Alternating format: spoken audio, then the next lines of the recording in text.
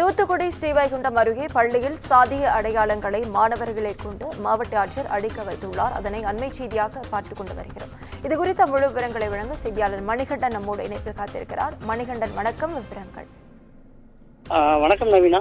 தூத்துக்குடி மாவட்டம் ஸ்ரீவைகுண்டம் கெட்டியம்மாள்புரம் பேருந்து நிறுத்தம் அருகே நேற்று முன்தினம் பள்ளி மாணவன் தேவேந்திரராஜ் என்பவர் மீது கொலைவெறி தாக்குதல் நடத்திய சம்பவத்தில் 2 இளம் சிறுவர் உட்பட 3 பேர் கைது செய்யப்பட்டுள்ளனர்.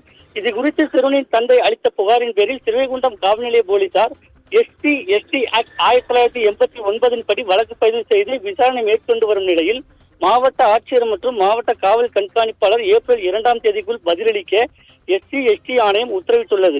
இந்த நிலையில் இன்று மாவட்ட ஆட்சியர் இளம்பகவத் மற்றும் மாவட்ட காவல் கண்காணிப்பாளர் ஆல்பர்ட் ஜான் ஸ்ரீவைகுண்டம் குமர குருபரர் சுவாமிகள் மேல்நிலைப் பள்ளிக்கு வருகை தந்தார். இதில் மாவட்ட குழந்தைகள் நல பாதுகாப்பு தலைவர் மற்றும் மாவட்ட கல்வி அலுவலர் ஆகியோர் பங்கேற்ற நிலையில் மாணவர்கள் முன்னிலையில் சாதிய பாகுபாடு குறித்து விழிப்புணர்வு ஏற்படுத்தப்பட்டது.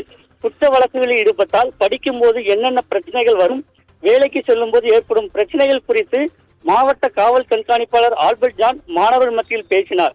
அதைத் தொடர்ந்து மாணவர்கள் மத்தியில் மாவட்ட ஆட்சியர் இளம்பகவத் பேசுகையில் பள்ளி வளாகத்தில் ஜாதி குறித்தும் மாணவர்கள் எந்த கருத்தும் பேசக்கூடாது, ஜாதி குறித்த எழுத்துக்கள் அடையாளங்களை எழுதக்கூடாது என்று அறிவுரை வழங்கினார்.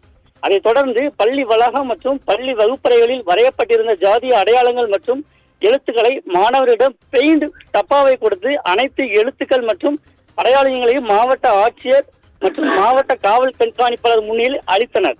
மேலும் பள்ளியில் இருந்து இதுபோல் குற்ற சம்பவங்கள் தொடர ஆரம்பிக்கிறது.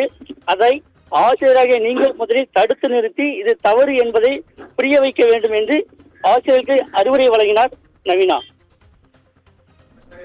விவரங்களுக்கு நன்றி மணிகண்டன்.